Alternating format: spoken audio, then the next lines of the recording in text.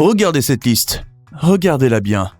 Le Volkswagen Charan, le Ford Galaxy, le Peugeot 806, le Citroën Evasion, l'Opel Zafira et ses sièges qui disparaissent dans le plancher, le Toyota Verso, le Nissan Serena, et tout au bout de la chaîne, le Grand Car Futura au Brésil, le Rajakawa en Inde. Des badges différents, des continents différents, des décennies différentes. Ces voitures n'ont apparemment rien en commun et pourtant, quelque chose cloche, quelque chose que personne dans l'industrie n'aime dire à haute voix. Parce que si vous regardez de plus près, vraiment de plus près, vous commencez à voir des ressemblances troublantes. Le Charan et le Galaxy ne sont pas nés dans les bureaux d'études de Stuttgart ou de Cologne.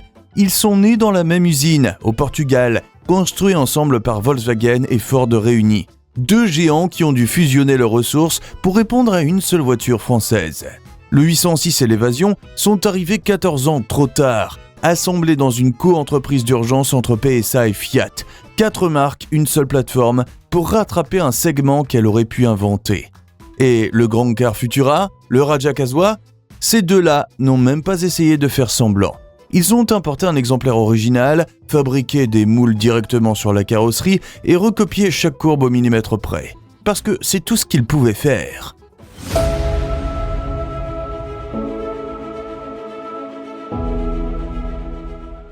Voilà la vérité interdite de l'automobile mondiale. Chacune de ces machines, du géant allemand au clone artisanal indien, existe parce qu'une boîte en fibre de verre, construite par 400 personnes à Romorantin, en France, a forcé le monde entier à recopier ses devoirs. Et attendez, parce que la contamination ne s'est pas arrêtée au parking. Cette même logique, concevoir l'expérience humaine d'abord, laisser la machine prendre la forme qui s'impose autour, a débordé bien au-delà de Stuttgart, Wolfsburg, Turin et Tokyo. L'iPhone, en 2007, a réinventé le téléphone autour de la main. Le TGV, en 1981, a réinventé le train autour du passager. L'Airbus A380 a réinventé l'avion autour de la cabine. 3 industries, 3 révolutions, un seul principe fondateur. Et ce principe, quelqu'un l'avait déjà gravé dans l'acier et la fibre de verre, 23 ans avant l'iPhone. Ce principe s'appelait le Renault Espace. Acte 1, le point zéro, Matra, Renault et la boîte magique.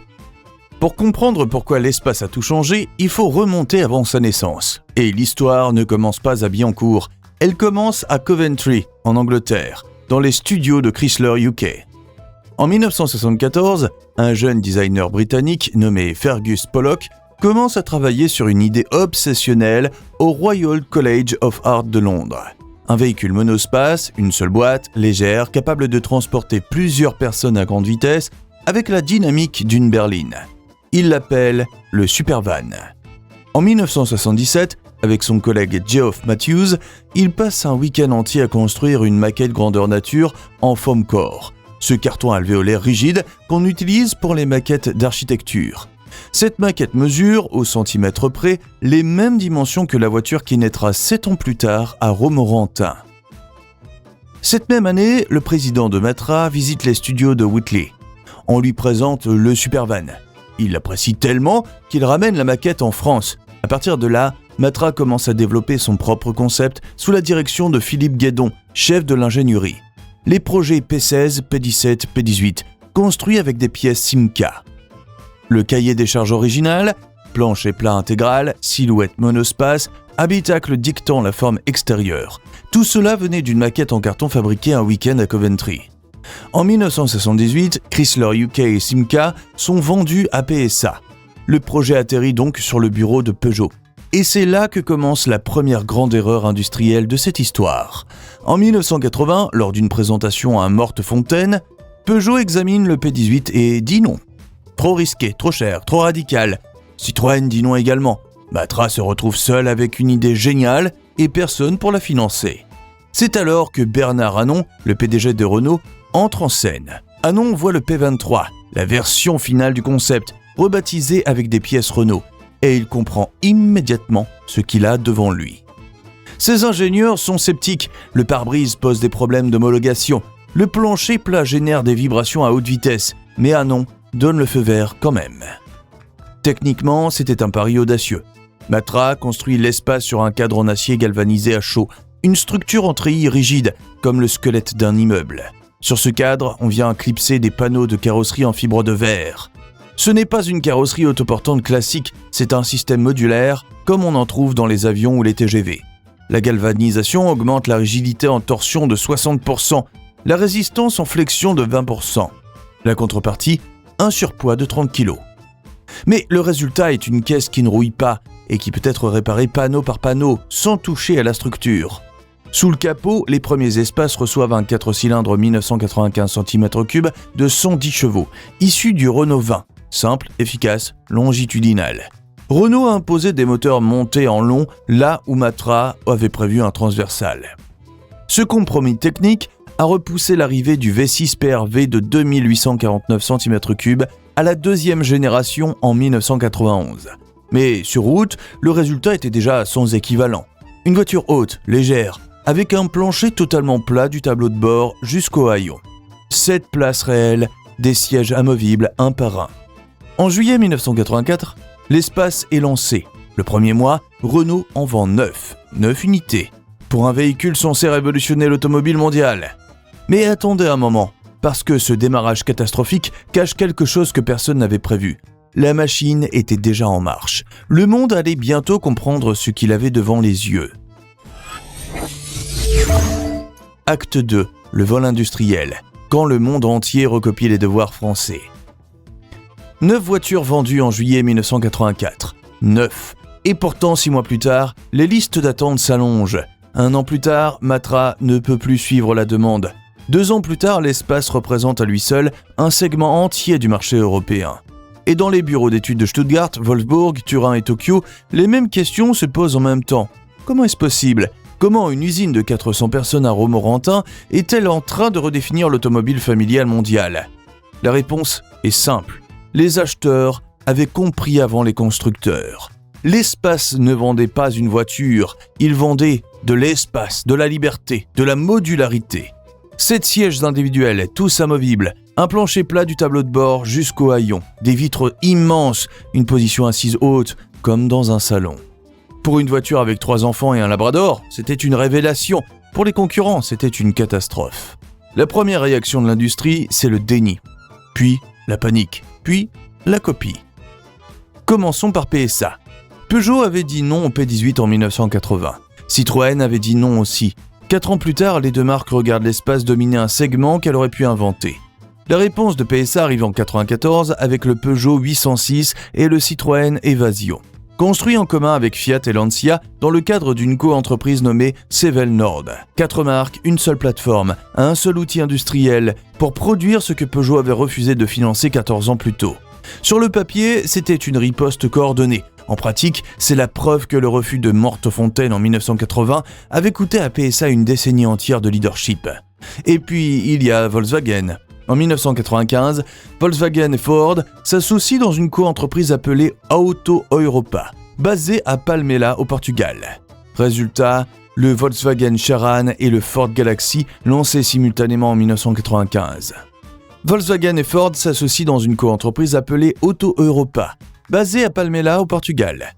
Résultat, le Volkswagen Charan et le Ford Galaxy lancés simultanément en 1995. 2 monospaces construits sur la même chaîne, dans la même usine, par les 2 plus grands groupes automobiles européens réunis.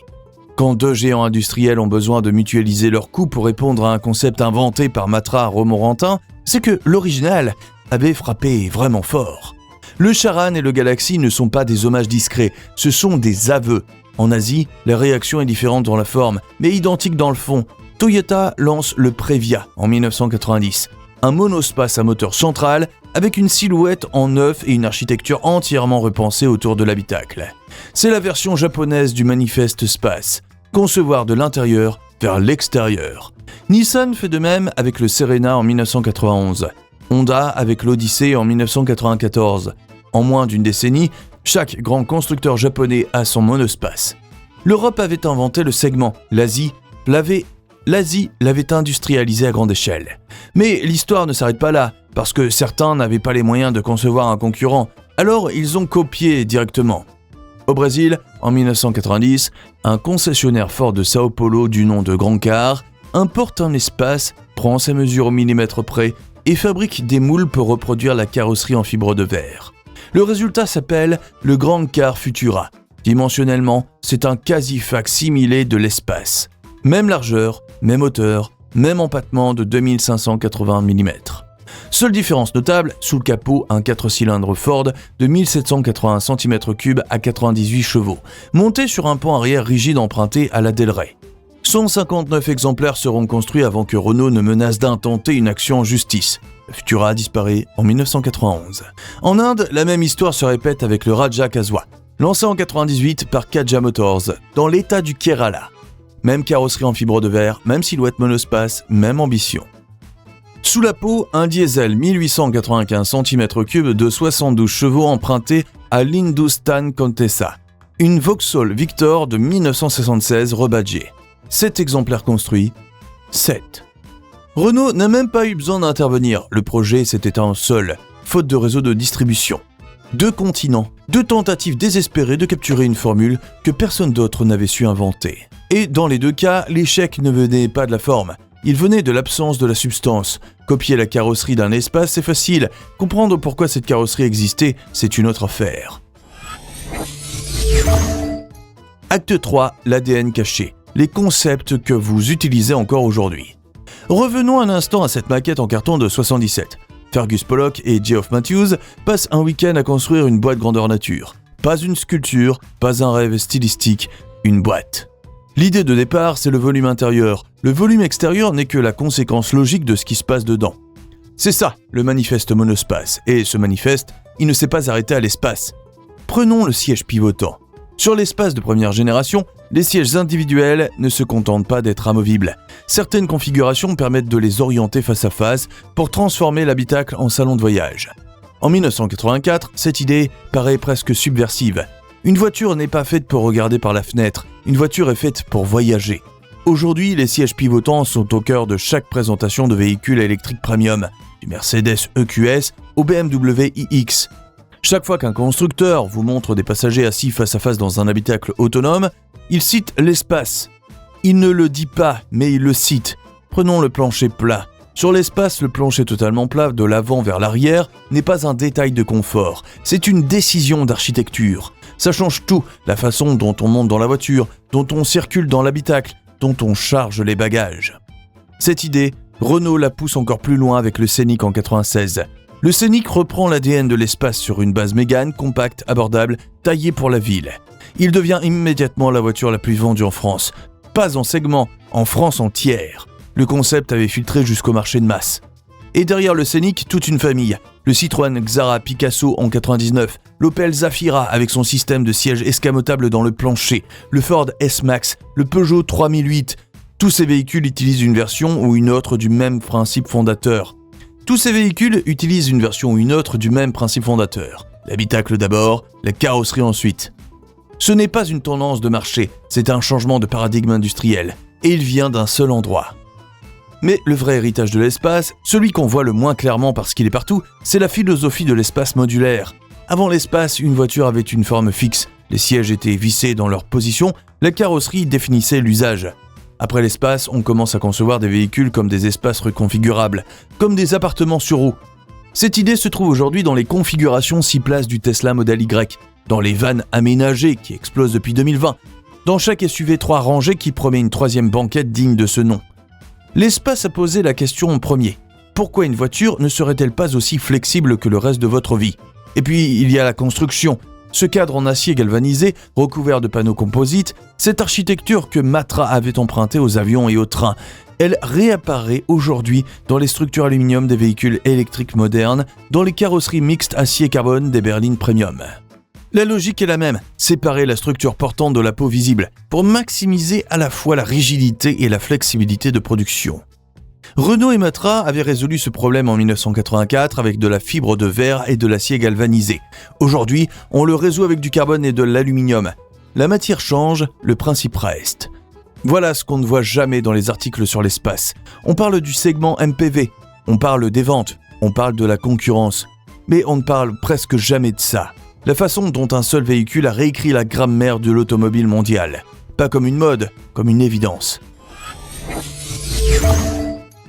Acte 4. La descendance directe. De l'espace au monde moderne. On a dit que l'espace avait inventé le segment MPV, c'est vrai. Mais c'est réducteur. Ce que l'espace a vraiment inventé, c'est une façon de penser l'automobile. Et cette façon de penser, elle a fini par contaminer des industries entières, bien au-delà de l'automobile. Prenez le TGV. En 1981, la SNCF et Alstom lancent le train à grande vitesse avec une philosophie que les ingénieurs résument ainsi. La cabine voyageur dicte la forme du train. Les dimensions intérieures, la hauteur sous plafond, la largeur des sièges, tout cela est fixé en premier. La carrosserie vient ensuite, optimisée pour l'aérodynamique autour d'un volume habitable déjà défini. C'est exactement le manifeste espace appliqué à 200 passagers et 300 km/h. Coïncidence de calendrier peut-être, mais la logique est identique. Prenez l'Airbus A380. Quand Airbus commence à concevoir ce qui deviendra l'avion le plus spacieux du monde, les ingénieurs de Toulouse parlent de la cabine. Ils définissent d'abord le volume passager idéal. 2 ponts complets, allées larges, espace pour des barres et des suites dans les configurations premium et construisent ensuite la structure aérodynamique autour. Le A380 n'est pas un avion auquel on a ajouté une cabine, c'est une cabine à laquelle on a ajouté des ailes. En 1984, l'espace avait posé cette question à l'industrie automobile. En 2007, l'iPhone posait la même question à l'industrie du téléphone. Et si l'écran, l'interface humaine, était la voiture entière et que tout le reste n'était que mécanique cachée derrière? 3 industries différentes, 3 décennies différentes, un seul principe directeur. Mais revenons sur Terre, littéralement, parce que la descendance directe de l'espace, on la voit chaque jour dans les parkings.